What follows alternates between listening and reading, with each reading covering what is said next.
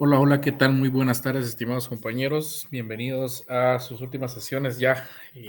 Únicamente contamos con 3 clases ya tentativamente. Eh, Ahora les trasladaré esa información. Bueno, bienvenidos a sus sesiones de Derecho Procesal Penal 1 con el doctor Enrique Lemos Orellana. Compañeros, muy buenas tardes. Bueno, la información que vamos a trasladar a partir de hoy, las últimas 2 clases van a ser con los alumnos que estén presentes. Les quiero comentar para aquellas personas que pudieron verificar o pudieron ir a constatar su situación con procesamiento de datos, la información que nosotros nos trasladaron, al final de cuentas es la que ya nosotros, o yo particularmente les trasladé a principio de semestre, creo, no me recuerdo.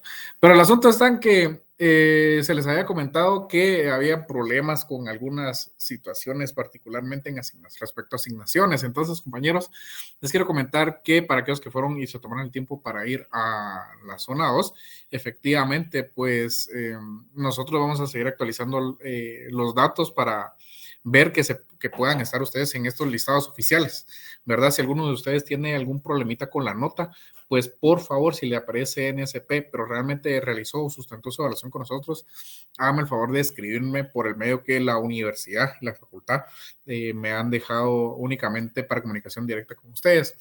Toda comunicación no la puedo recibir por medio de mensajes en virtud de la calidad en la que me encuentro apoyando también y algunas cuestiones que por las mismas que la facultad de la universidad han visto en mi persona, por eso es que no puedo trasladarles comunicación por ese medio, ¿verdad? Números telefónicos o personales no los puedo atender. Entonces, chicos, si ustedes, alguno de ustedes tienen ese problema, por favor se pueden comunicar conmigo. Ahora bien, les quiero comunicar que ya estamos tabulando las notas, ya se están tabulando las notas de primera asignación. Yo creo que también a ustedes ya les tuvo que haber llegado su nota del segundo trabajo que tenían asignado. No sé si ya les habrá llegado o no. Yo creo que sí les tuvo que haber llegado. Por ahí con que uno me confirme que ya les llegó, pues estaría muy agradecido.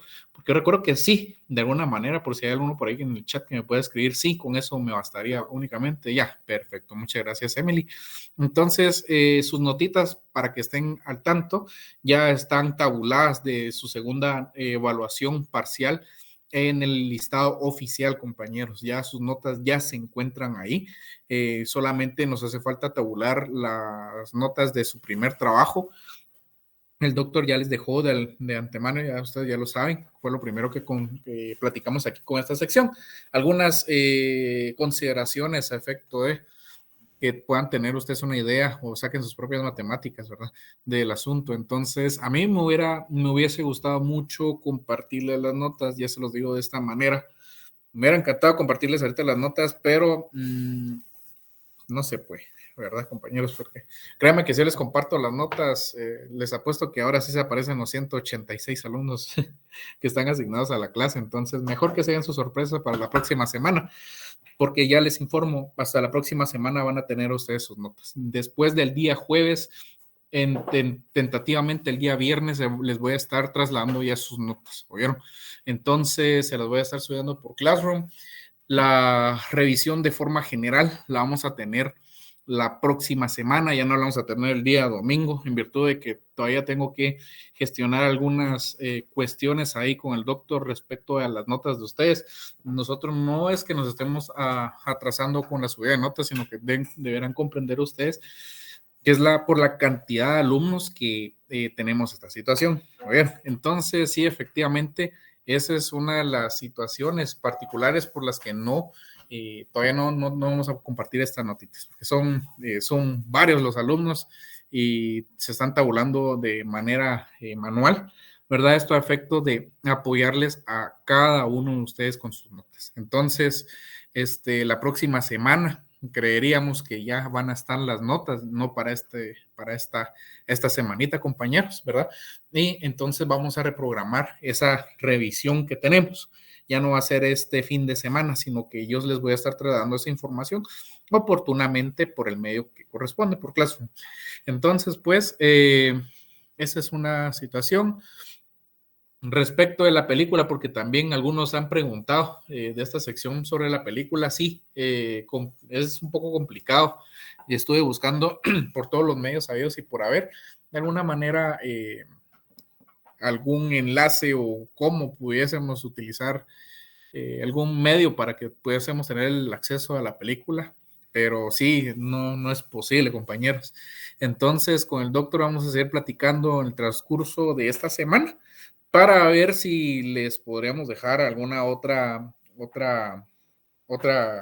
tareita por ahí, que es de ver una película y hacer un resumen, ¿verdad? Esta se las vamos a dejar por ahí para que puedan entregarla a ustedes despuesito del segundo parcial, ¿verdad? Para que no tengan tanto problema y que puedan ustedes así mismo, de alguna manera, pues, tener ese pequeño respiro, ¿verdad? Así que como nosotros hemos dicho, puede ser, es una tarea que va a ser voluntaria, como la que hicimos actualmente, y que créanme, compañeros, que aquellos que no la entregaron y van a tener su ponderación ahorita, créanme que se van a arrepentir de no haberla hecho, ¿verdad? Entonces, bueno, por eso es que se los dijimos, y el doctor se los manifestó que era una tarea así tentativamente muy voluntaria y que de alguna manera, créanme que muchos de los que están aquí lo hubiesen necesitado. Creo que aquí en esa sección fue que salieron un poquito más bajitos.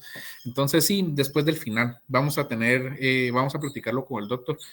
Sí, lo dejamos siempre para un par de horitas después del examen final, ¿verdad? Tal vez despuesito del examen de civil, creería yo, pero vamos a platicar bien con el doctor. Bueno, entonces, este es el afecto que es para los que puedan tener esos puntillos por ahí, no les vamos a decir cuántos puntos son, porque al final de cuentas, como dicen por ahí, donde manda capitán no manda marinero, solamente alguna sugerencia se le puede hacer al doctor, ¿verdad? Entonces él sabrá la ponderación, así que no se vayan a andar confiando tampoco el trabajo, pongan lo mejor de ustedes de su parte.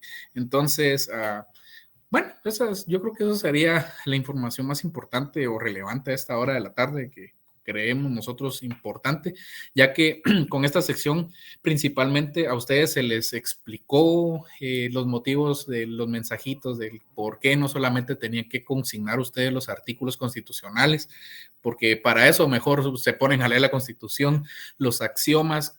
Evidentemente en esta sección entendieron mejor esta situación, que eran con relación efectivamente a la película.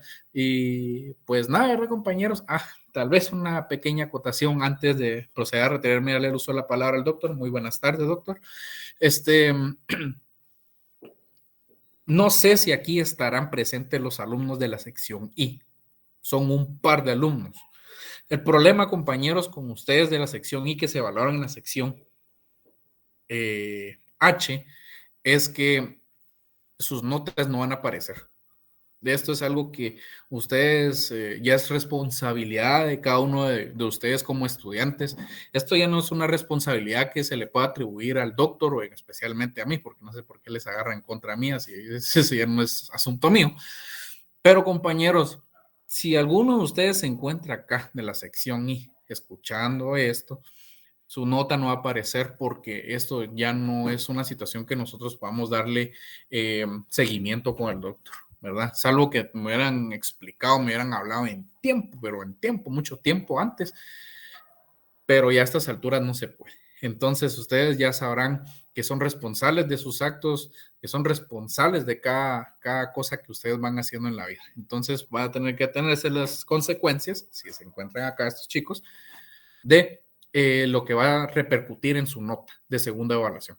Entonces, pues nada, ¿verdad, compañeros? Si ustedes, obviamente, todos son de la sección H acá, pues hagan caso omiso a lo que estoy diciendo. Esto va para estas dos o tres personas, creo yo, que son de la sección I que hicieron todas sus evaluaciones acá, entregaron trabajos acá. Entonces ya saben ustedes qué es lo que les espera, ¿verdad? Y sí que no es nada bueno. Entonces, pues nada, compañeros, por mi parte es información, creo yo, relevante, previo a que continúe el doctor en el desarrollo de sus cátedras. Doctor, muy buenas tardes. Ya les comenté a los compañeritos alguna información o les recalqué efectivamente los primeros comentarios que se le hicieron referente a la entrega de la primera tarea. Asimismo, pues se les hizo mención de que también usted ya les dejó la notita de la ponderación de los trabajos a quienes lo entregaron. De alguna manera ellos ya tienen esa notita sobre los puntos que se les consignó.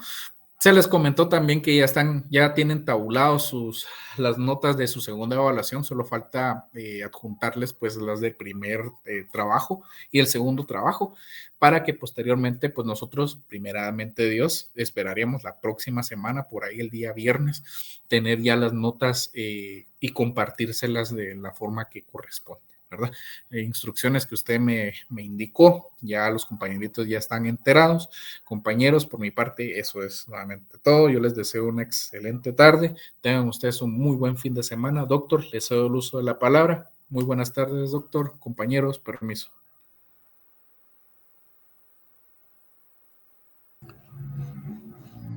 Bueno, muy buenas tardes. Gusto de verles y saludarles nuevamente en esta acostumbrada hora del día jueves. El jueves, como ustedes me enseñaron, ¿verdad? Entonces, aquí estamos nuevamente para continuar con la actividad. Bueno, algo que les iba a decir es que tengo un material, obviamente, escrito sobre la fase intermedia, Elizabeth, sobre la fase intermedia. Entonces, que ya platicamos con el doctor Alberto Mejía para que se las traslade. Es un tema que tiene pues, más o menos 25 páginas, o sea, 12 hojas. Obviamente en tamaño carta, no es así una gran cantidad de información. En este, pues, se desarrolla lo relativo a la fase intermedia o fase de control, como también se le denomina. Y obviamente ahí van a encontrar muchas de las cosas que hemos estado platicando. Obviamente en lo escrito, pues va a haber más tiempo para esas explicaciones.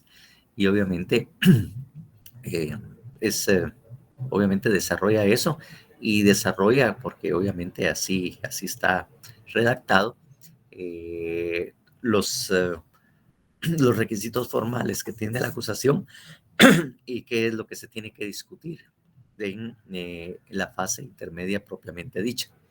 Entonces, que ya se los había mencionado, pero bueno, ahí está en una forma más explícita qué es lo que se discute en cada una de ellas. He de decirles que este documento es parte de un trabajo que elaboré en aquella época cuando se iniciaba la defensa pública penal y el tema del proceso penal, ¿no? Porque eh, fue cuando se inició la defensa pública penal, lo que antes no existía. Y no existía porque obviamente los estudiantes éramos que hacíamos en muchas prácticas, prácticamente hacíamos nuestras pasantías y tomábamos la defensa de algunos casos, ¿no? De aquellos casos de las personas que no pudieran tener abogado, pues obviamente éramos nosotros los que hacíamos esa función. Pero con el nuevo Código Procesal Penal, pues obviamente ya no era posible porque no era justo realmente de que, que fueran defendidos por personas que no tuvieran la calidad de abogados. Y entonces a mí me pidieron un trabajo sobre esta fase intermedia para herramienta de la defensa pública penal, a efecto de que ellos tuvieran mucha claridad dentro de las capacitaciones que se les daba a ellos sobre qué hacer o qué se hacía dentro de la fase intermedia. Entonces, este documento prácticamente está integrado. No era la época de los huizaches, era porque éramos pasantes del bufete popular. Y en esa época el Código Procesal Penal nos permitía precisamente actuar dentro del proceso penal como pasantes, ¿no?, del bufete para asumir la defensa de aquellas personas que no tenían la capacidad económica para poder asumir o poder pagar un abogado. Entonces nosotros lo hacíamos. Claro, en aquel momento, pues para nosotros era fabuloso, ¿eh? Fabuloso, obviamente, porque ya estábamos en la práctica, pues, y porque obviamente tomábamos a partir de lo que se iniciaba el juicio, nosotros presentábamos nuestros alegatos y obviamente el tema de la prueba, pues nosotros también teníamos que irla desarrollando y si había después, después de la sentencia, pues eran los que también redactábamos la apelación o lo que se pudiera corresponder en ese caso. O sea, nosotros asumíamos esa responsabilidad. Claro, no era así prácticamente solo nosotros, sino que íbamos al bufete popular donde teníamos un asesor o dos asesores con el cual le planteábamos el caso, elaborábamos el escrito, él nos los corregía, nos daba instrucciones de qué era lo que teníamos que hacer, porque a la audiencia nosotros acudíamos solos, o sea, no íbamos acompañados del asesor. ¿Mm? Salvo casos muy especiales, pero lo normal era que uno se sentara ahí. Enfrente tenía el abogado, uno del Ministerio Público, conste que no hacía mucho el fiscal en aquella época, no tenía tanta actividad. Y, y obviamente también tenía el tema que era el juez que resolvía todo eso, ¿no? Entonces era uno el que hacía esa función. Entonces no era tanta la huizachada, sino que era más que todo por las razones de la práctica. En aquella época nosotros, por lo menos en lo penal, teníamos que tener a nuestro cargo, ¿no? Eran seis casos penales, era lo que nos tenían como meta, ¿no? Como eran lo que teníamos nosotros para aprobar nuestra práctica penal. Había práctica penal, laboral y civil, ¿no? Y se hacía más o menos esa función en esas otras áreas también. Entonces, eso era lo que nos correspondía como requisito también para poder graduarnos. Entonces, obviamente en ese caso, ¿no? Así fue como se nos dio en esto. Obviamente, bueno, ya no les cuento más de eso porque si no, van a decir que exagerado. Pero a mí me gustó tanta la área y como ya estaba empezando a dar clases y toda la cuestión, entonces yo prácticamente no hice 6 casos, sino que hice 10 casos penales. En lo civil y laboral sí cumplí con el requisito, pero en lo penal me exageré un poco y me excedí un poco en la cantidad que nosotros nos exigían. Uh-huh. Exactamente, y después de eso teníamos que presentarla para su aprobación, para que nos daban la constancia y certificación de haber realizado la pasantía, y empastábamos todo los casos llevados, era en un solo paquete, empastábamos el expediente completo con los casos que nosotros habíamos llevado. Era parte de aquella época en que nos tocó a nosotros. Bueno, entonces les decía que obviamente nos correspondió en ese cambio, que no había defensa pública penal con el nuevo código, pues se tuvo que crear. Y obviamente había que capacitar, obviamente, a los nuevos defensores públicos.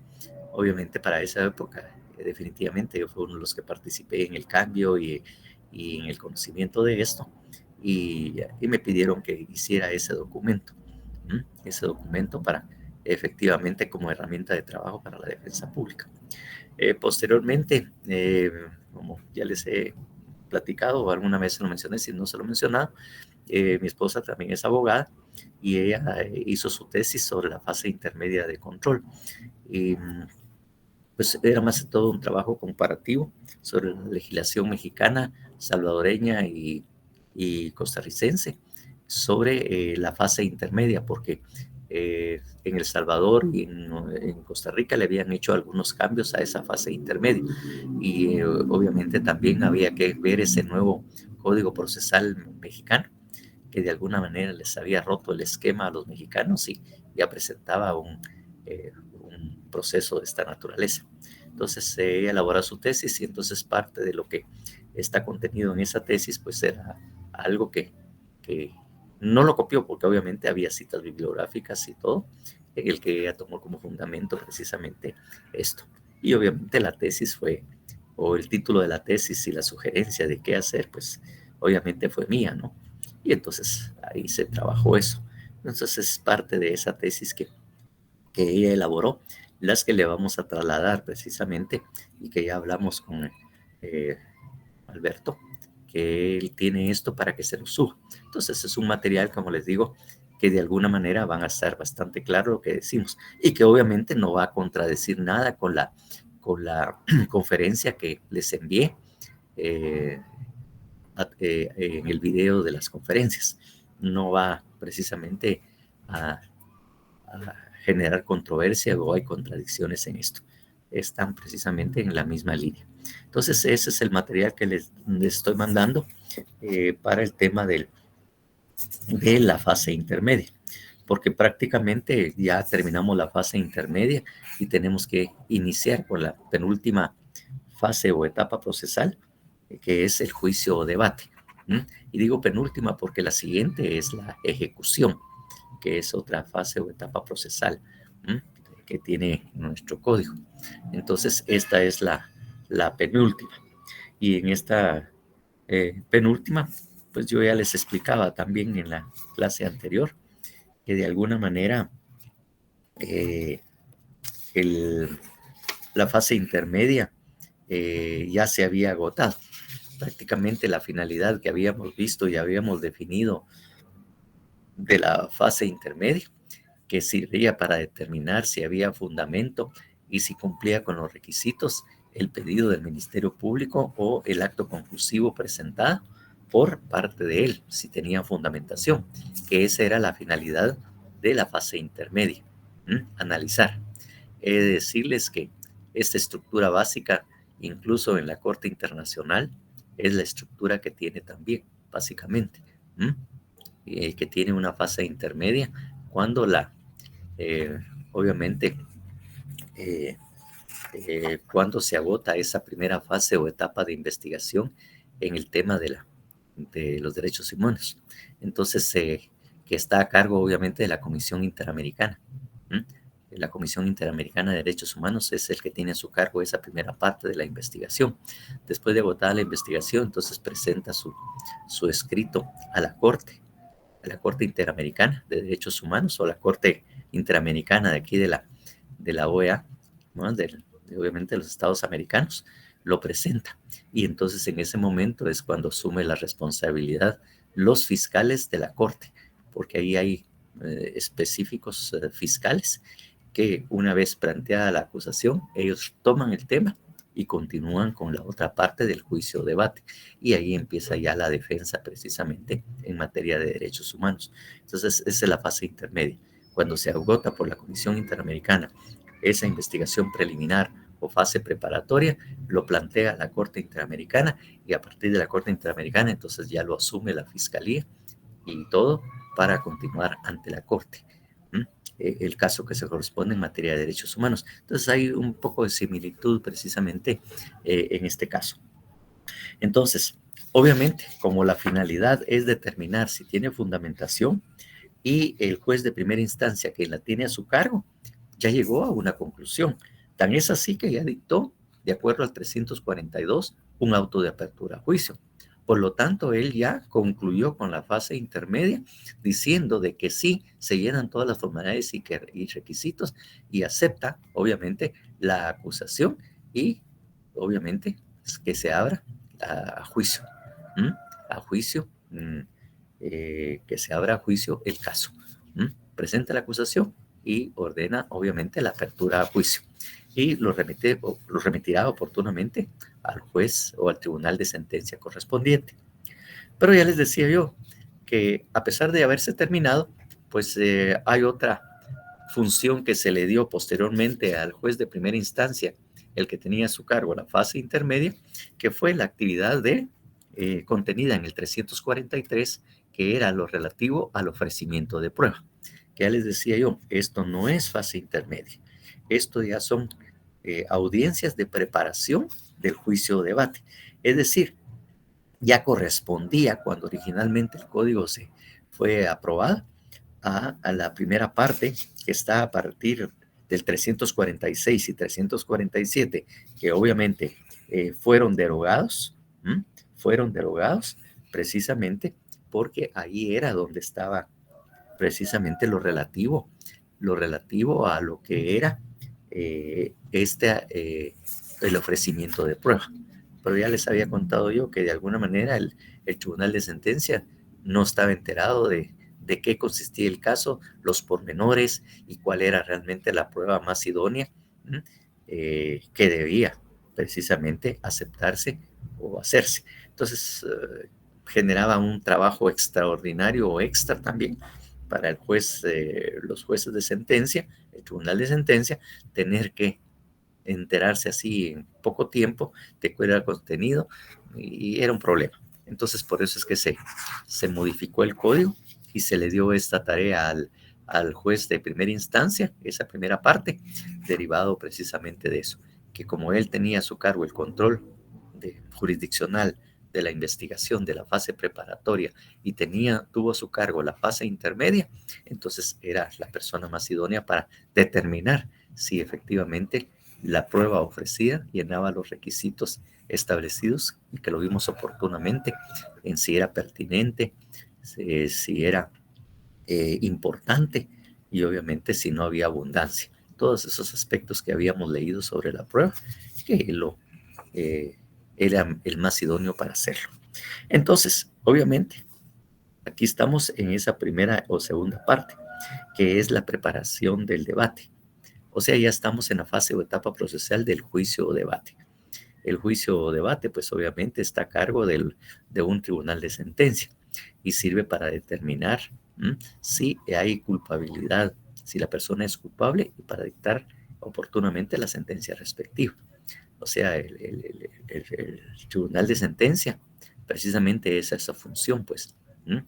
De alguna manera, dentro de las funciones que ya se los había mencionado, es diligenciar la prueba y obviamente llegar a una conclusión respecto a la prueba, valorarla y obviamente también ya les había dicho que en esta fase o etapa procesal se cumplían las dos últimas etapas o fases de la prueba, como es el diligenciamiento y su valoración, porque obviamente la sentencia tiene la valoración de la prueba. Ahí es donde se determina si la persona es culpable o inocente, valorando la prueba que fue diligenciada durante el juicio o debate. Eso es precisamente lo que se va a hacer. De tal cuenta que el juicio o debate, ¿sí, Alan? Una preguntita, o sea que el juez de primera instancia no valora, sino solo ve que las pruebas sean lo suficientemente Que cumplan los requisitos formales.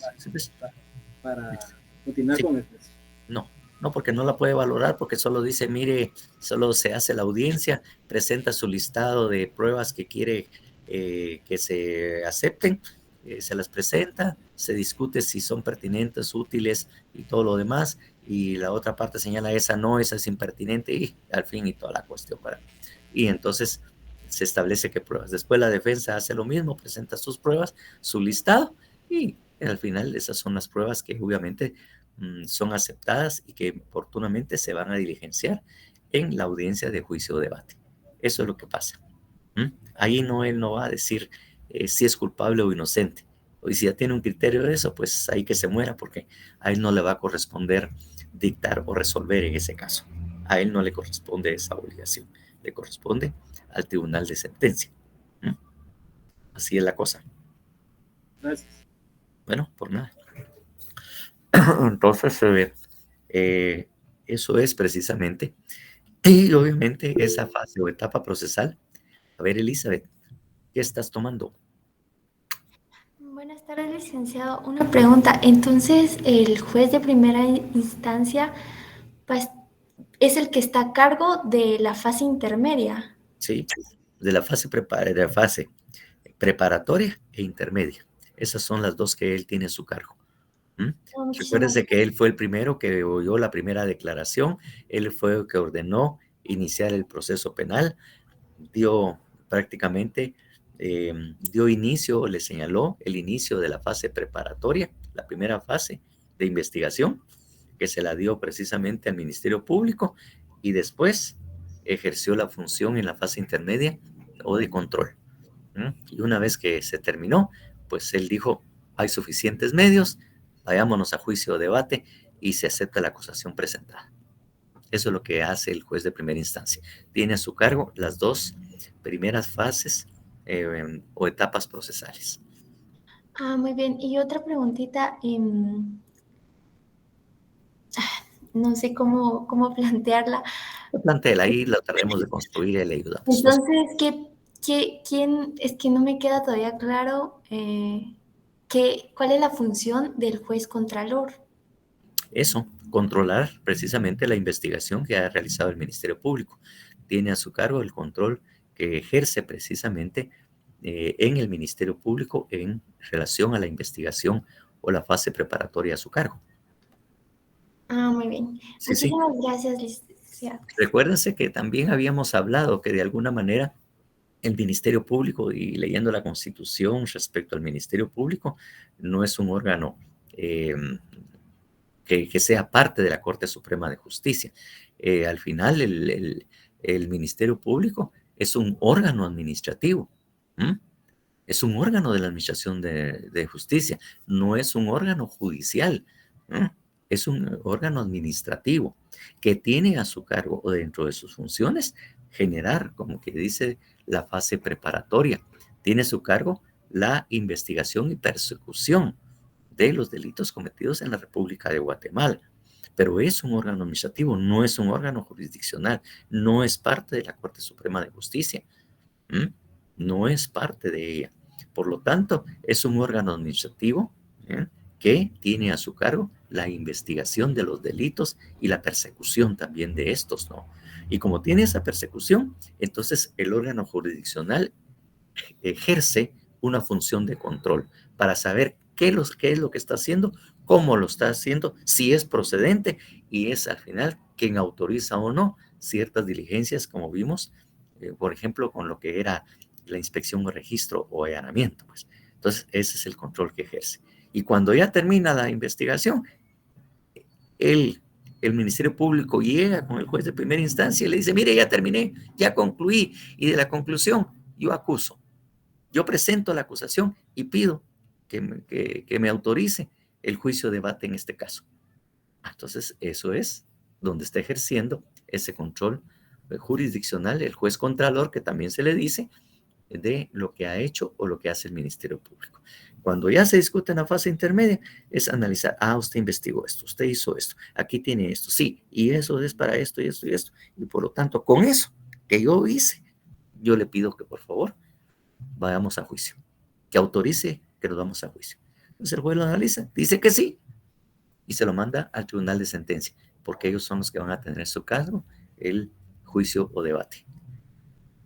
Así más o menos, en pocas palabras, mi estimada Elizabeth. Muchísimas gracias, doctor. Bueno, entonces eso es precisamente lo que sucede en este caso. Entonces, la fase de juicio o debate también tiene tres partes. También tiene tres partes, al igual que otras fases o etapas procesales.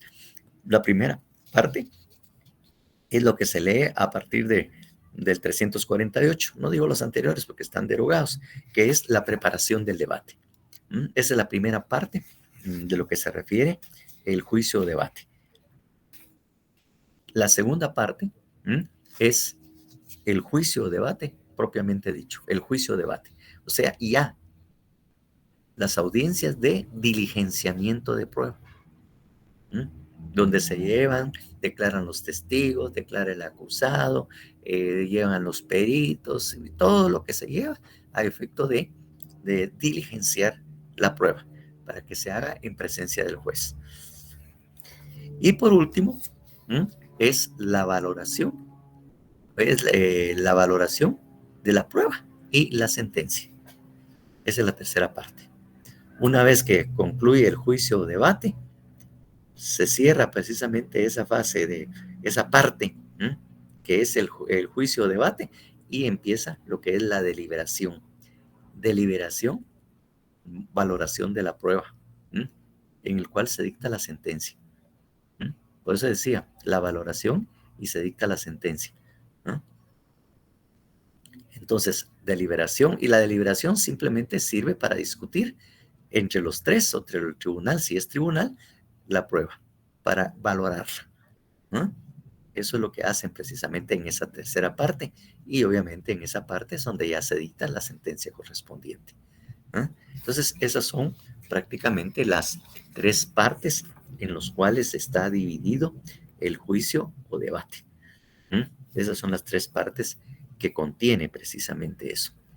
Entonces, de alguna manera, entonces al recibir el expediente con todas las copias y todo, el 348 señala, del 348 prácticamente al 353, pues eso se hace en lo que es relativo a la preparación del debate.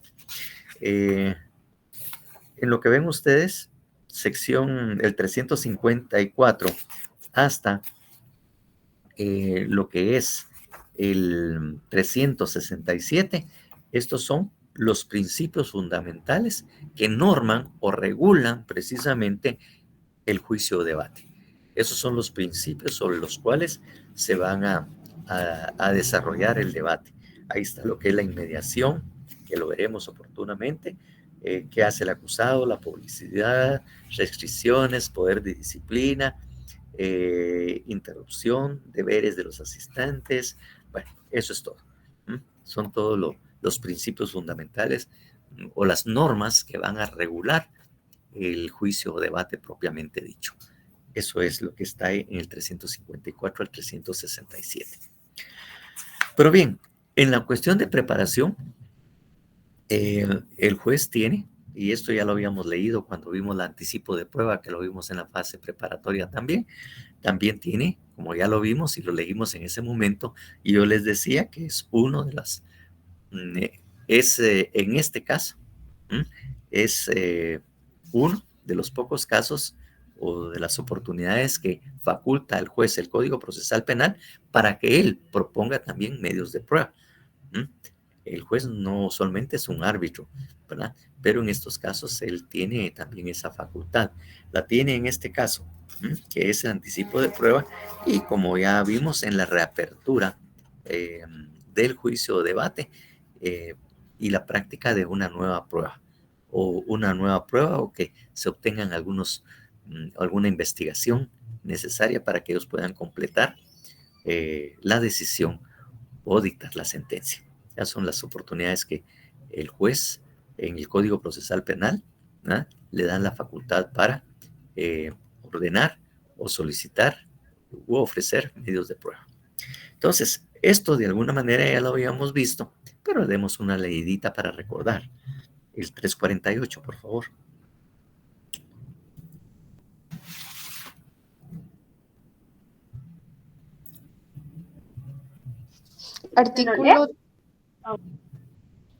Artículo 348. Anticipo de prueba. El tribunal podrá ordenar de oficio o a pedido de parte una investigación suplementaria dentro de los 8 días señalados en el artículo anterior, a fin de recibir declaración a los órganos de pruebas que por algún obstáculo difícil de superar se presuma que no podrán concurrir al debate. Adelantar las operaciones periciales necesarias para informar en él o llevar a cabo los actos probatorios que fueran difícil de cumplir en la audiencia o que no admitieren dilación. A tal efecto, el tribunal designará a quien presidirá la instrucción ordenada. En este caso, la declaración testimonial que lo amerite y justifique se recibirá como anticipo de prueba mediante videoconferencia u otro medio electrónico en las condiciones que lo regulan los artículos 317 y 318 de este Código. En este último caso, se observará lo regulado en los artículos 218 bis y 218 ter del presente Código. Bueno, entonces ahí tenemos precisamente que se puede realizar así de entradita ese anticipo de prueba cuando se den las condiciones, ¿verdad? Que de repente no hay ese medio de prueba o adelantar algunos que sean necesarios, ¿verdad? Como dice, podrá ordenar de oficio, ¿verdad?, una investigación suplementaria. Esa investigación suplementaria es extra, ¿verdad? Obviamente. Se puede investigar una investigación suplementaria, no de las que ya ofreció el Ministerio Público, sino algo también que complete lo que está ahí dentro del expediente.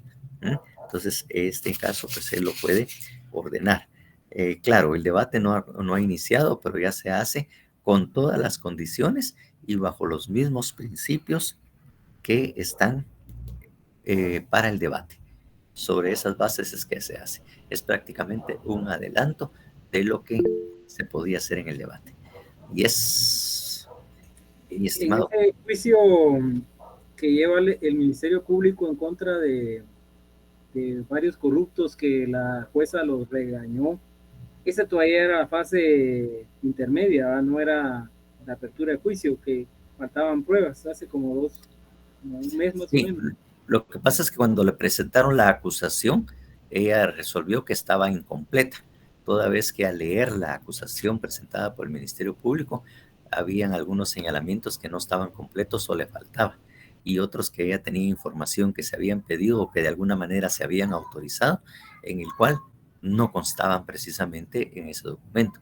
Por lo tanto, ella le dijo, mire, amplíe, porque aquí esto le falta, solo señala en esto que está usted presentando en su escrito estas cosas, y eso no está. Y entonces ella le ordenó que completara, porque estaba todavía, no tenía toda la información necesaria, y que ella sabía o que le constaba y que de acuerdo a los documentos estaba incompleta. Entonces ahí fue donde ella lo ordenó. Pero eso ya fue en la apertura de juicio, ¿verdad? Eso fue precisamente en la fase intermedia, ¿verdad? Intermedia. Cuando ella tiene tiene a su cargo el control, ¿verdad? Como decimos, el control jurisdiccional de el control jurisdiccional de la investigación o de la fase preparatoria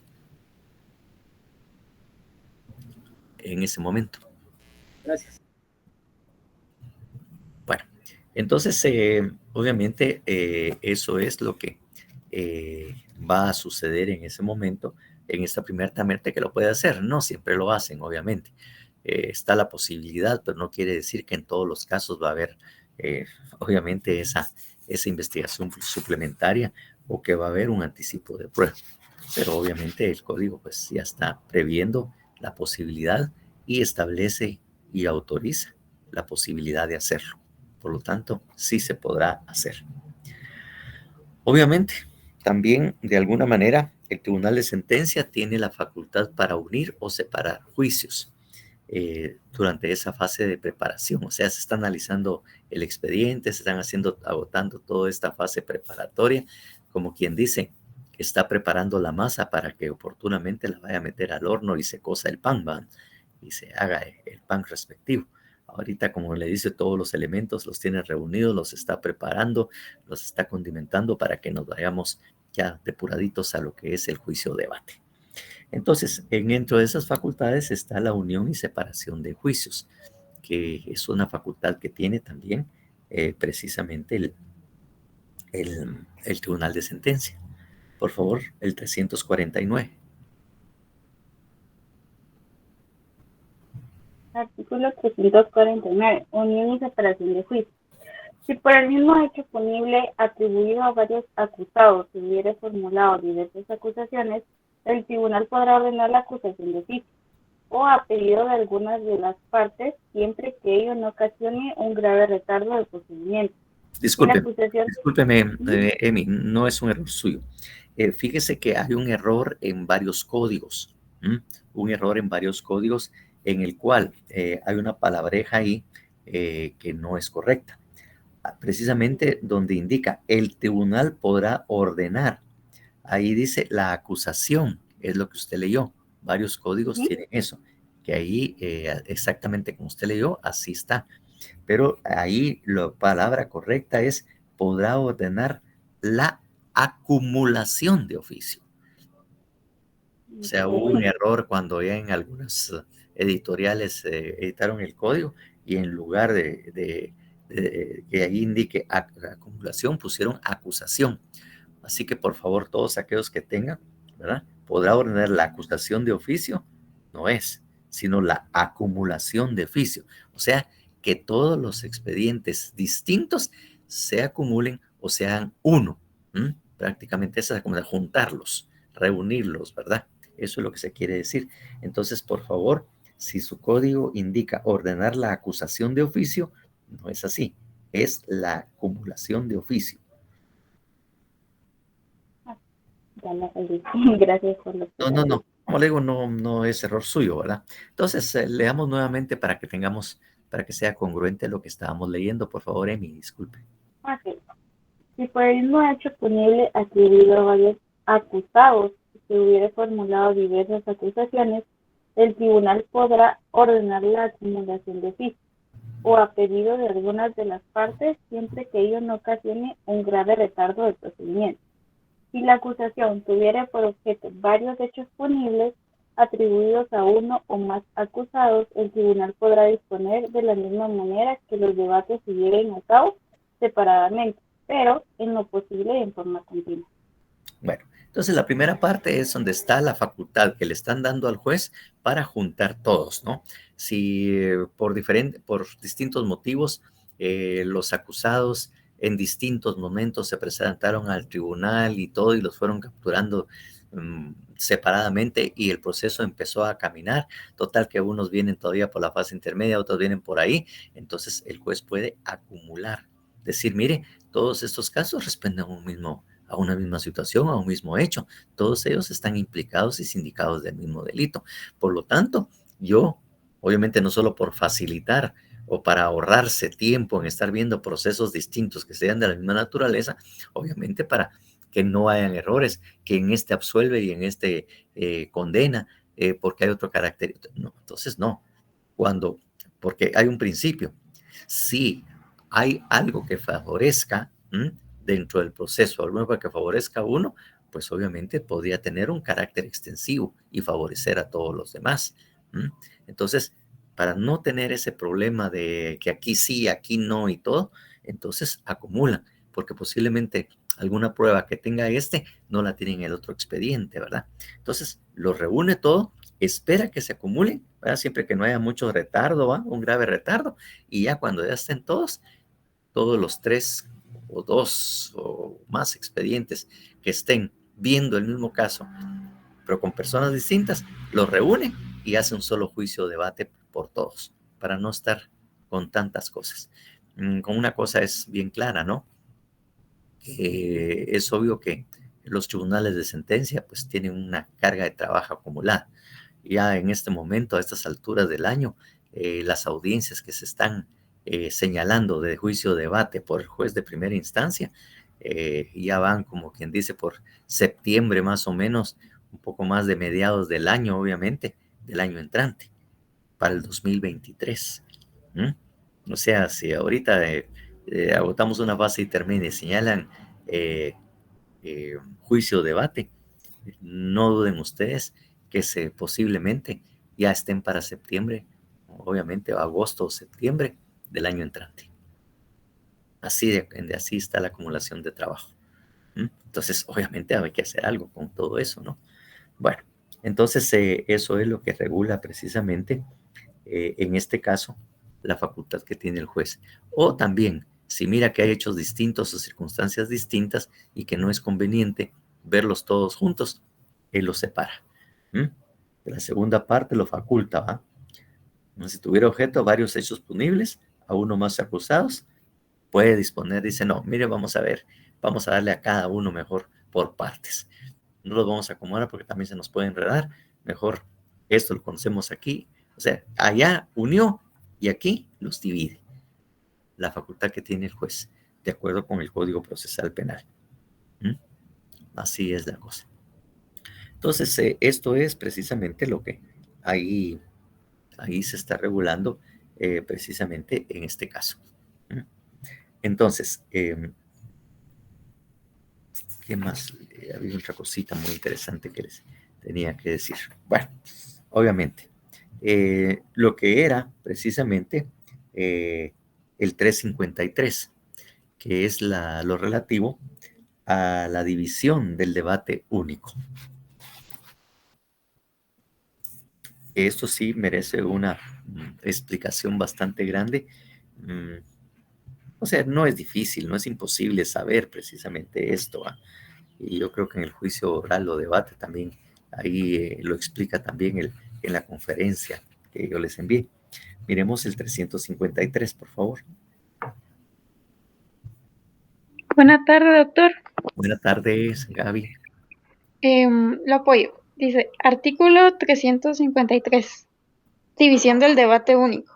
Por la gravedad del delito, a solicitud del Ministerio Público o del defensor, El tribunal dividirá el debate único, tratando primero la cuestión acerca de la culpabilidad del acusado y, posteriormente, lo relativo a la determinación de la pena o medida de seguridad y corrección que corresponda. El anuncio de la división se hará a más tardar en la apertura del debate. En este caso, al culminar la primera parte del debate, el tribunal resolverá la cuestión de culpabilidad y, si la decisión habilita la imposición de una pena o medida de seguridad y corrección, fijará día y hora para la prosecución del debate sobre esta cuestión. Para la decisión de la primera parte del debate se emitirá la sentencia correspondiente, que se implementará con una resolución interlocutoria sobre la imposición de la pena en su caso. El debate sobre la pena comenzará el día hábil siguiente con la recepción de la prueba que se hubiere ofrecido para individualizarla, prosiguiendo de ahí en adelante según las normas comunes. El plazo para recurrir la sentencia condenatoria comenzará a partir del momento en que se fije la pena. Cuando se ejerza la acción civil, el tribunal la resolverá en la misma audiencia señalada para la fijación de la pena. Bueno, hay una cosa muy importante bueno, hubo otras cosas que también tuve que explicar en la otra sección, que también vamos a tener que explicar, pero aquí hay algo muy importante.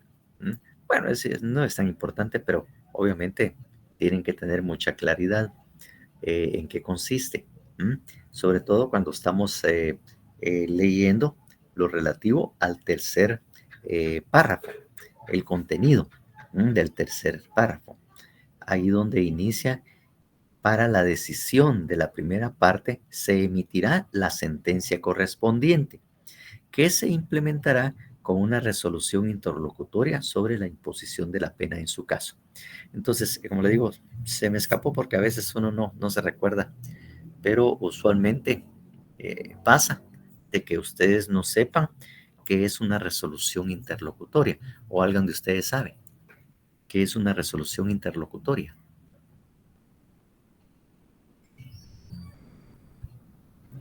¿Qué es una resolución interlocutoria?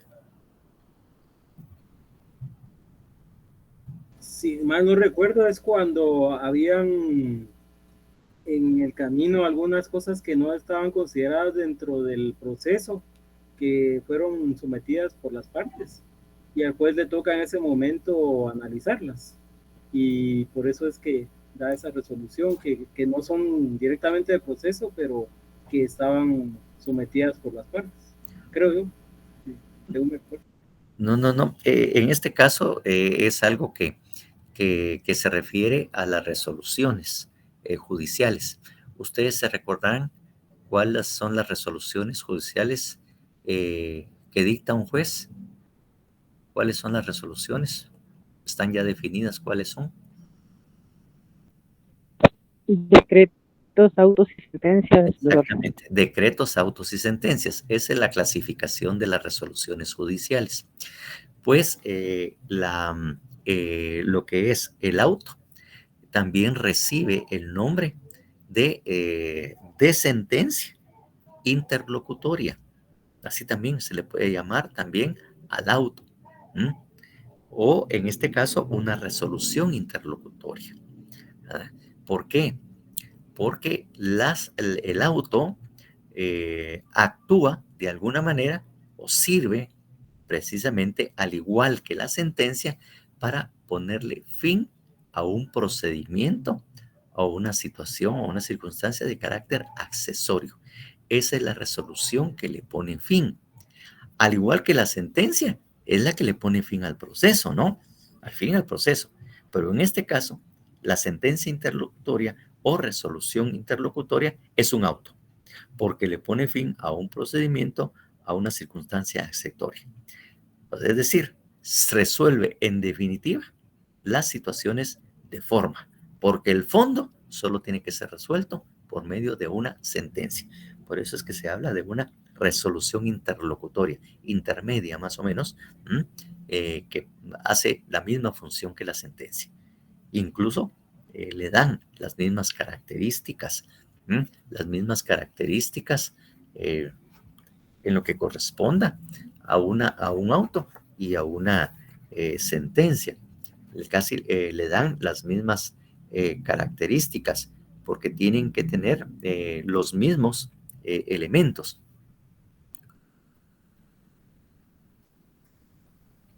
No es realmente solo para la división del debate.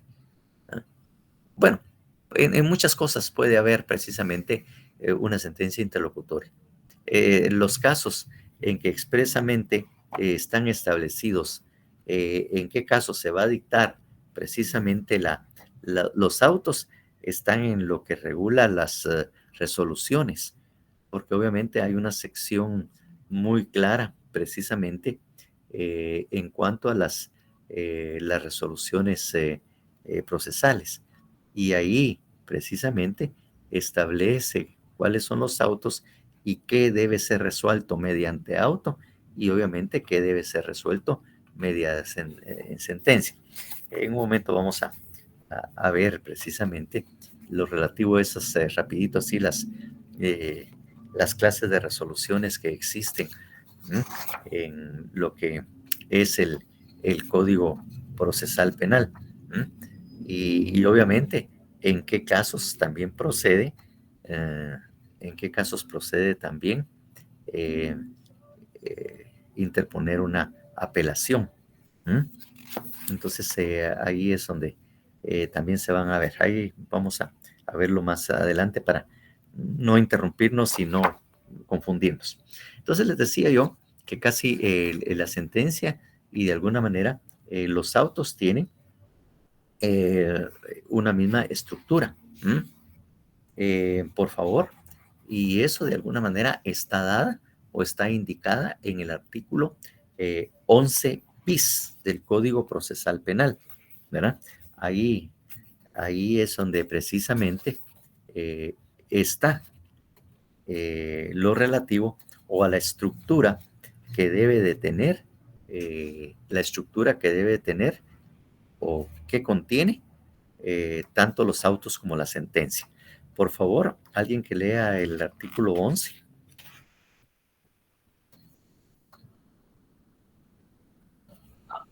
Artículo 11 bis. Fundamentación. Los autos y las sentencias contendrán una clara y precisa fundamentación de la decisión. Su ausencia constituye un defecto absoluto de forma. La fundamentación expresará los motivos de hecho y de derecho en que se basare la decisión, así como la indicación del valor que se le hubiere asignado a los medios de prueba. La simple relación de los documentos del proceso o la mención de los requerimientos de las partes no reemplazarán en ningún caso a la fundamentación. Toda Bueno, resolución judicial... Sí, dele. Toda resolución judicial carente de fundamentación viola el derecho constitucional de defensa y de la acción penal. Bueno, entonces ven ustedes efectivamente de que tanto el auto como la sentencia tiene que tener de alguna manera la misma estructura. Porque ahí dice, los autos y las sentencias contendrán una clara y precisa. ¿Por qué? Porque al final las dos tienen la misma función, ponerles fin a algo. En todo caso, el auto va a poner fin a un procedimiento, a una circunstancia accesoria, a una situación, obviamente, de forma.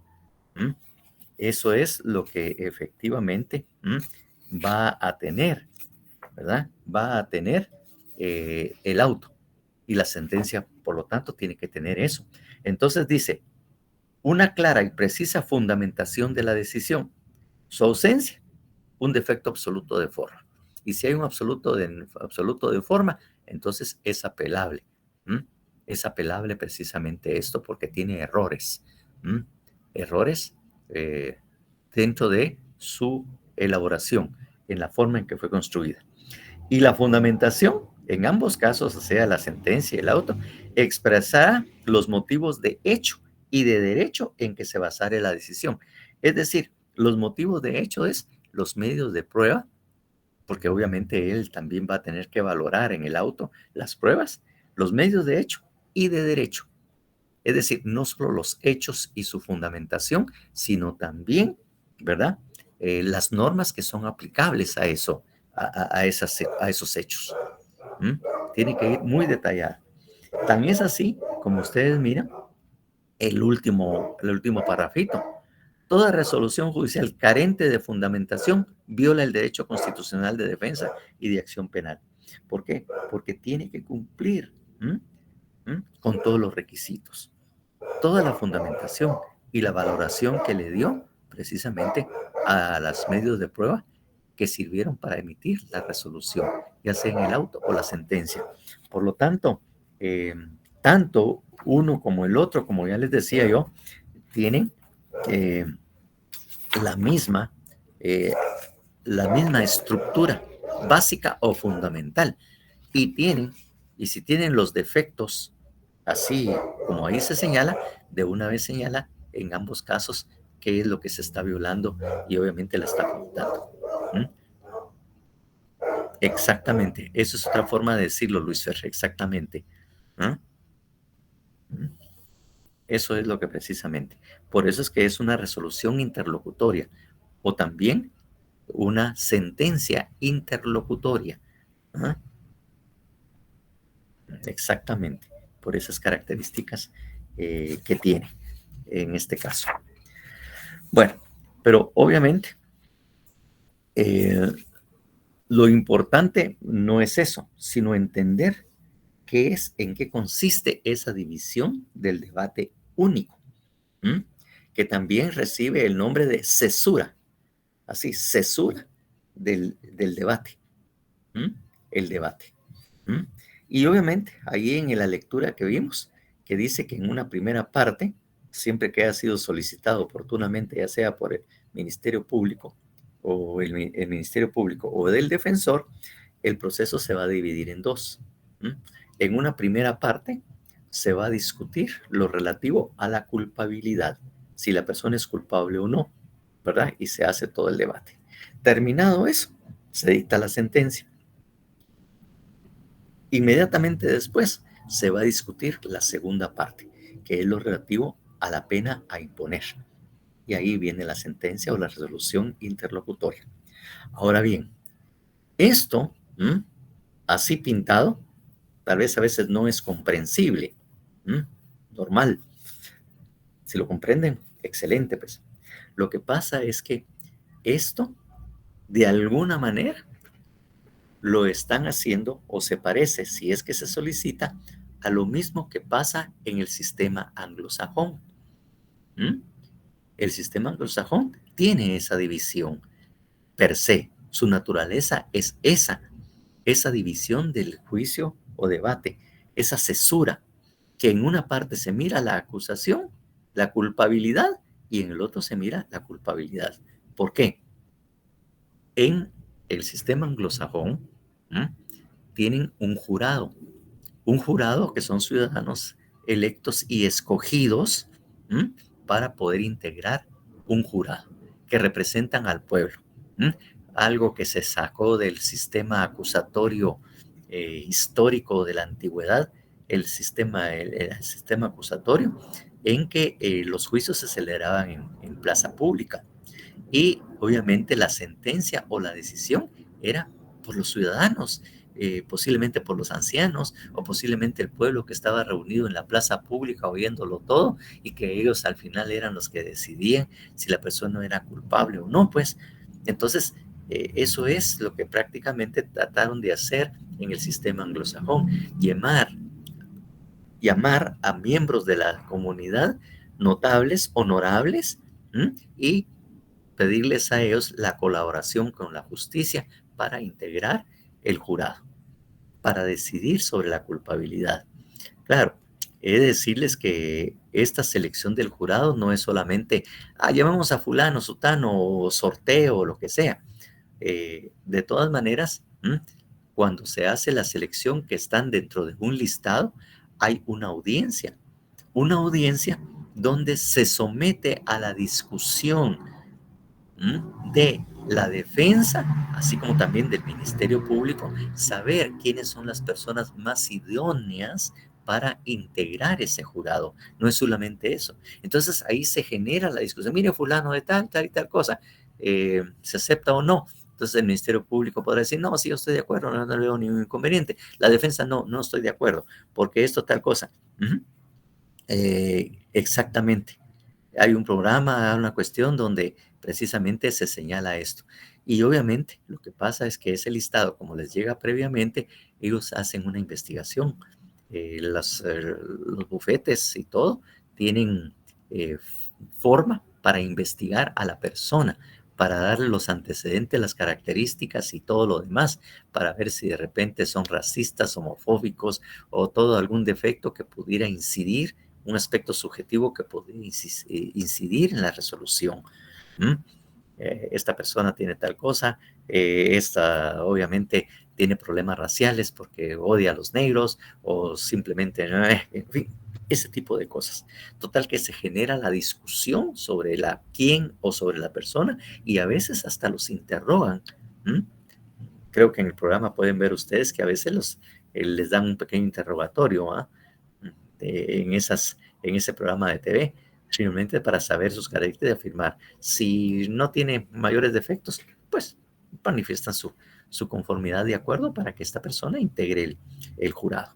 Pero son personas particulares, ciudadanos idóneos, que representan al pueblo y ellos son los que van a decir si la persona es culpable o inocente. Porque eso es lo que hacen, si ustedes ven. Ellos dicen, bueno, señores, termina el juicio debate. Bueno, señores del jurado, en este momento, pues esperamos su decisión, ¿va? Pueden retirarse para discutir y para poder alegar, ¿va? Y que ustedes se pongan de acuerdo en el aspecto de culpabilidad. Se retiran, van a discutir, a deliberar y todo lo demás. Y cuando ya estén preparados, que ya tengan la resolución o la decisión, la comunican al juez.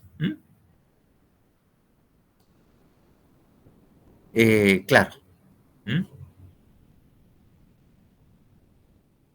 Exactamente, para poder discutir.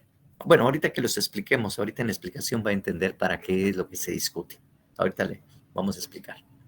Entonces, ¿qué es lo que hace el jurado? Avisar al juez de que ya tienen una decisión. Entonces, y que obviamente ya están preparados. Entonces, lo que hace el juez es nuevamente llamar, porque obviamente está suspendido el debate, llamarlos para que obviamente comparezcan, porque ya hay un veredicto. Porque la decisión del jurado no es una sentencia, es un veredicto. O sea, es un criterio. Es como que dice cuál es su decisión sobre esto, ¿verdad? Pero no es una sentencia, porque la sentencia la dicta únicamente el juez. ¿Cuál es el criterio del jurado? ¿Cuál es la decisión del jurado? ¿Cuál es el dictamen, podríamos decirle incluso a lo del jurado? Entonces dice, bueno, se sientan todos, dice, bueno, señores del jurado, han llegado ustedes a una decisión unánime sobre el presente caso, ya tienen ustedes un veredicto sobre lo que en este caso. Entonces, hay un coordinador o un presidente o alguien que es la cabeza del jurado y dice, sí, señor, sí, su señoría. La decisión que ustedes está tomada está por unanimidad, está la decisión. Sí, señor juez, ahorita le explicamos. Bueno, nosotros consideramos que fulano de tal no valoran prueba ni nada. Después de oído todo lo que se ha escuchado en el tribunal, nosotros consideramos que fulano de tal, por el delito de tal, es culpable o es inocente. Es lo único que ellos tienen que resolver.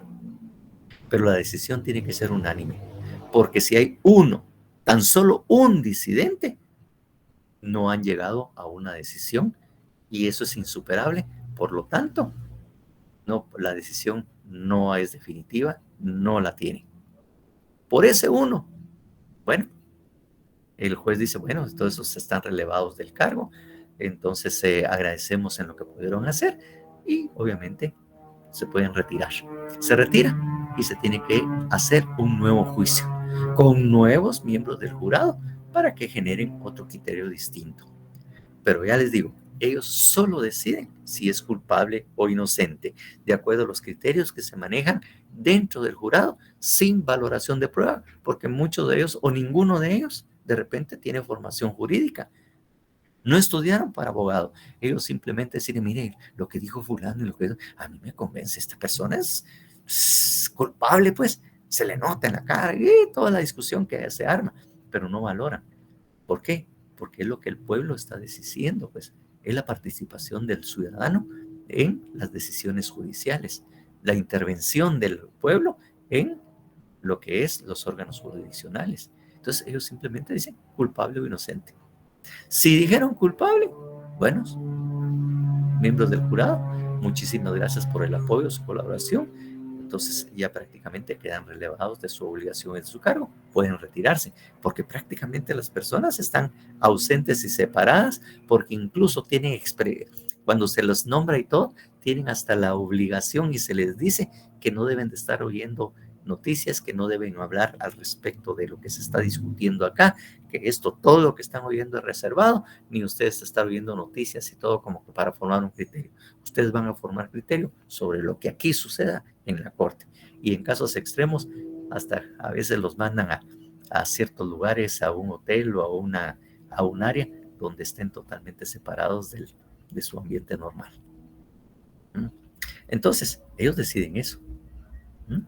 Y después es el tribunal el que va a decir, con base al veredicto, va a dictar la sentencia e impone la pena. Entonces, eso es lo que se da en el juicio prácticamente anglosajón, en el juicio de debate anglosajón.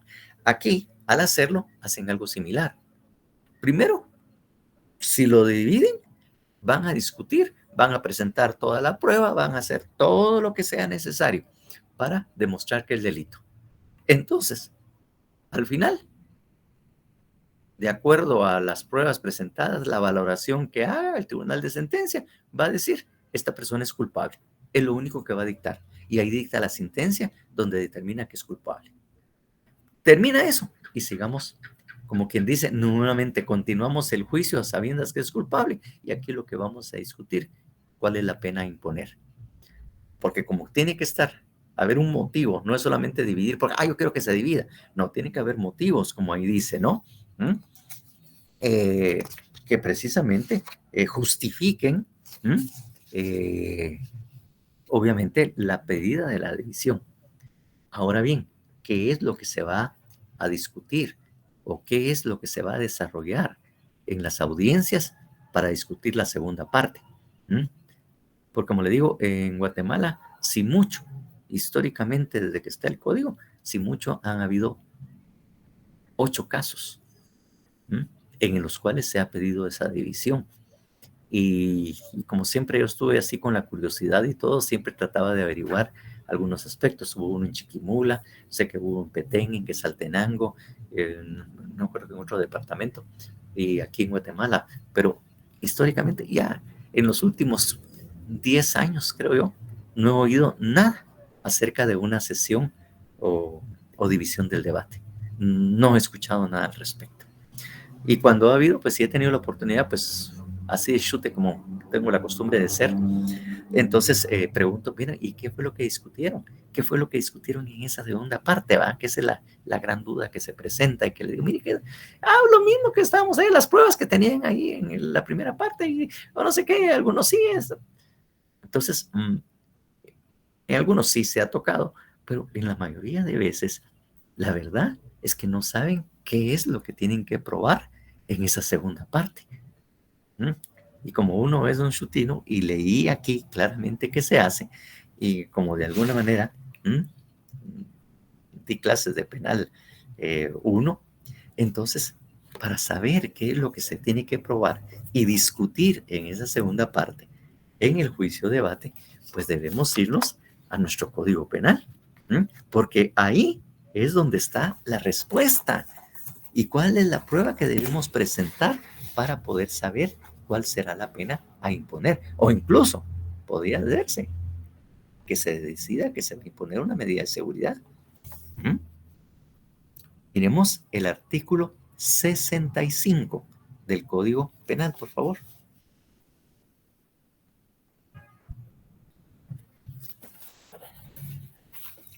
Código Penal, por favor, no procesal, ya saben. Buenas tardes, doctor. Sí, sí. Le apoyo leyendo. Gracias. Artículo 65. Fijación de la pena. El juez o tribunal determinará en la sentencia la pena que corresponda dentro del máximo y el mínimo señalado por la ley para cada delito. El móvil del delito, la extinción... ¿Faltó ahí todavía? Perdón. ¿Sí? Teniendo en cuenta la mayor o menor peligrosidad del culpable, los antecedentes personales de este y de la víctima, el móvil del delito, la extensión e intensidad del daño causado y las circunstancias atenuantes y agravantes que concurran en el hecho apreciadas. Tanto por su número como por su entidad o importancia. El juez o tribunal deberá consignar expresamente los extremos a que se refiere el párrafo que antecede y que ha considerado determinantes para regular la pena. Pues ahí les está diciendo prácticamente qué es lo que debemos de probar para, como abogado defensor, que le ponga la pena mínima. O si es posible que yo establezca cuestiones relativas, como dice ahí, teniendo en cuenta la mayor o menor peligrosidad. Entonces, cuando hablamos de peligrosidad, automáticamente, cuando se ve lo relativo a la peligrosidad, entonces eso es lo que tenemos que hablar de medidas de seguridad. Y entonces, si corresponde, yo trataría de probar, si fueran las circunstancias así, lo que regula el artículo 87, el estado peligroso, para que no se le imponga pena alguna, sino una medida de seguridad. O sea, ahí mismo declaración, el 87, pues mírenlo ahí, todos los índices de peligrosidad que demuestren que la persona no se le puede aplicar una pena, sino que lo que tiene que aplicársele es una medida de seguridad. Entonces, ahí lo dice. Y muchos precisamente no manejaban esto o no manejan esto. Ustedes, como son buzos, lo saben. Y entonces, yo tengo que probar cualquiera de estas circunstancias o llegar al extremo de probar que él está en un estado peligroso, pues. Porque les digo, para aplicar una medida de seguridad, se hace el mismo procedimiento como para la aplicación de una pena. El Ministerio Público presenta su escrito de acusación, ¿verdad? Su acusación y todo de apertura a juicio, pero de una vez, si así lo considera o así lo ha determinado de que es peligroso, entonces de una vez pide que el juicio sea para la imposición de una pena, de una medida de seguridad. O sea, si se va a concluir o se va a aplicar una medida de ¿cómo se llama? Una medida de seguridad, tiene que haber un juicio también o debate, presentar una acusación. Miremos para el efecto lo que regula el 484, procedencia, porque son procedimientos específicos, pero se tiene que hacer, pedirlo en su escrito de acusación y obviamente va a haber un juicio o debate. Miremos el 484, por favor.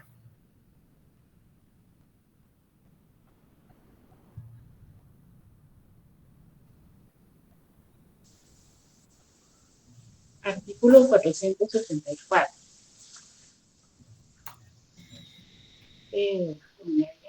Yo tenía el 384. 484, ¿verdad, doctor? Sí. Está limitado.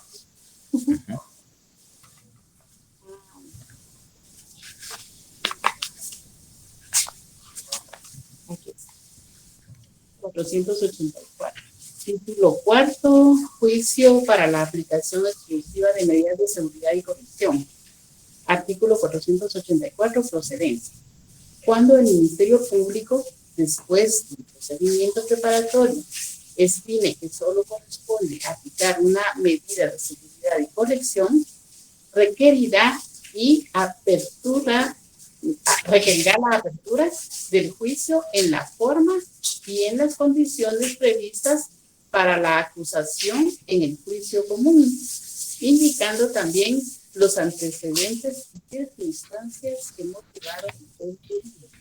Entonces, ahí está precisamente establecido para empezar el procedimiento especial para la aplicación de medidas de seguridad, pero va a haber un juicio debate con las similares circunstancias para poder imponerla. El 485 pues les dice las formas, algunos cambios y toda la cuestión, pero básicamente esa pues. Entonces, se ha cumplido con los requisitos, pero yo al pedir la cesuración como abogado defensor es porque determiné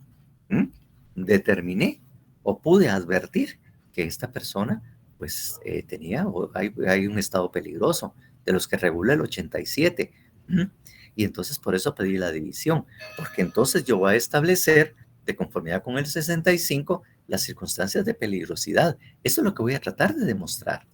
Y si no fuera ese extremo de una medida de seguridad, pues yo voy a establecer cuáles fueron los atenantes, cuáles fueron las circunstancias que hay que tomar en cuenta, el daño, en fin, todo eso, de manera de que a él le pongan o le imponga una pena mínima, porque agotado todo ese juicio, debate, las audiencias para presentar las evidencias o la prueba, para discutir exclusivamente eso, ya no vamos a discutir culpabilidad, porque ya se demostró y el juez ya determinó que la persona es culpable. Lo único que tenemos que saber es la pena. Y esto es lo que yo tengo que probar, lo que dice el 65.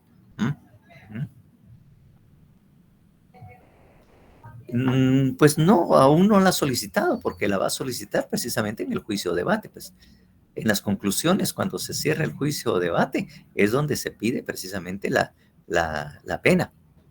Es decir, termina todo el diligenciamiento de la prueba, las partes, pues obviamente argumentarán, harán sus conclusiones finales, y en las conclusiones finales es que el Ministerio Público tiene la obligación de pedir la pena aplicable en el presente caso.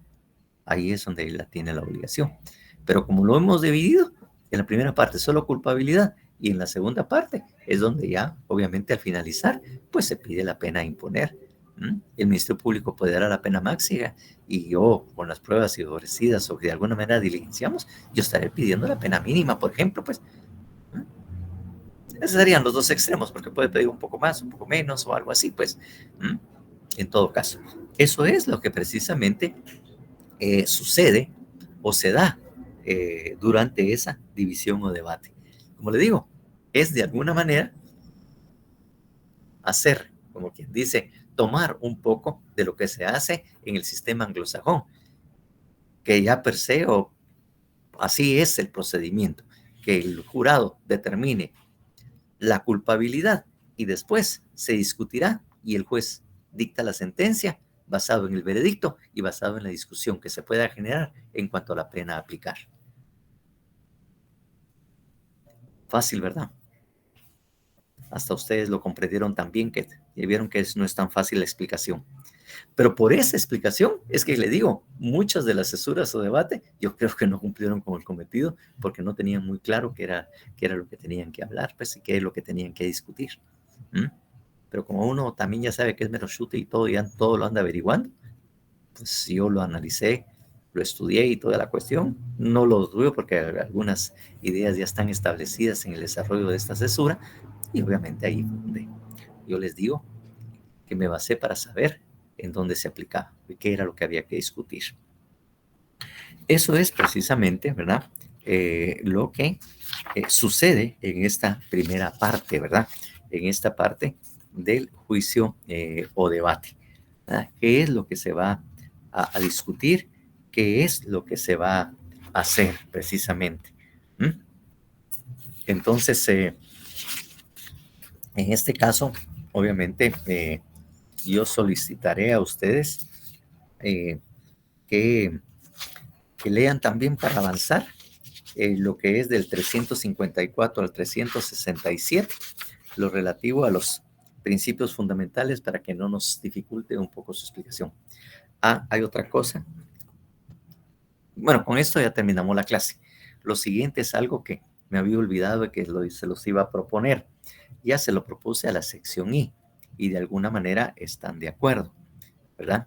Ustedes tienen examen el lunes 14. que es el primer parcial el primer examen del final. Entonces, yo hice la propuesta, y sí fue aceptada, de que el 15, martes, y el 17, que no, ¿cómo se llama?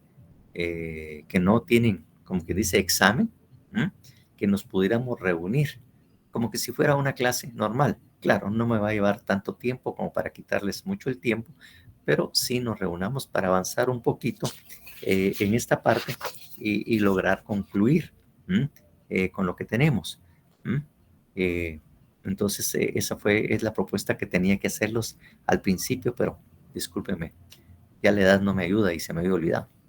Entonces, ¿qué opinan ustedes? Si podemos reunirnos con ustedes el 14 y el 17. ¿Sí? Ya lo había mencionado del auxiliar y nadie... Ah, sí. Perdón, pero no lo escuché a él porque creo que me incorporé posteriormente. Bueno, muchísimas gracias, les agradezco mucho porque eso me hace cumplir. Y es que, miren, no es la verdad que es solamente por darles clase, ¿verdad? Sino que es porque yo creo que ustedes deben aprender. Y esto es importante para el procesal penal 2, pues ya nos vamos a ver, pero después me va a pasar o me van a estar mencionando como mencionan a otros profesores, ¿verdad? No nos dijo nada, no nos explicaron, eso no lo vimos, ¿no? Y de repente más de alguno dice, es que ese ni venía a clases, eso cuando venía solo a contarnos chistes, venía y a contarnos charadas, ¿verdad? Entonces, bueno, si algo puede, no sé, pues siempre más de alguien hablará, pues, pero si alguien ha tratado de estar siempre en sus clases y trato de no faltar, soy yo, pues, o sea, yo, y trato de que ustedes pesquen lo más posible para que sean unos buenos abogados penalistas, pues. Entonces, por eso es que de alguna manera estoy dispuesto, pues, porque yo tengo la obligación de darles clases a ustedes.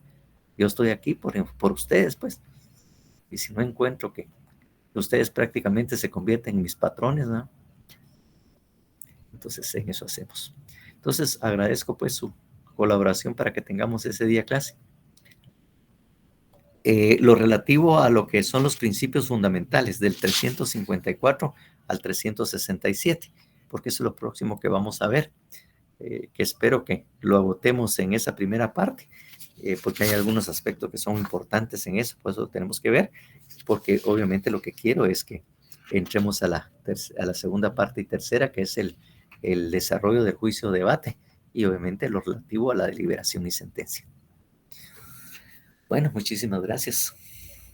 Tengan ustedes un buen fin de semana, y en que se pueda, pues, porque van a tener que estar pegados a los libros. No, en la nocturna, por suerte, no doy clases, es solo en la jornada vespertina. Aquí es el único que ustedes son los de la mala suerte, o afortunados, según ustedes lo vean, que reciben clases conmigo. Pasen buena tarde, pues. Feliz tarde, doctor. Hasta la otra semana. Hasta la otra semana, exactamente hasta el martes. A ver si no protesta Alan Cosío. Alan Cosío se quedó callado. ¿Será que está de acuerdo? Va a decir, no. Bueno, pasen buena tarde. Gracias. Gracias por su ayuda también, Martina. Feliz tarde, doctor. Gaby, muchas gracias, mucho gusto. Y disculpe el abuso de llamarla Gaby. Le abuso No se preocupe, está bien así. Pues, gracias. Feliz tarde. Feliz tarde. María Betsabe. All right, feliz fin de semana. Y chupadas. Feliz tarde, doctor. Javier Peinado, muchísimas gracias. Buenas tardes. Bueno, mi estimado.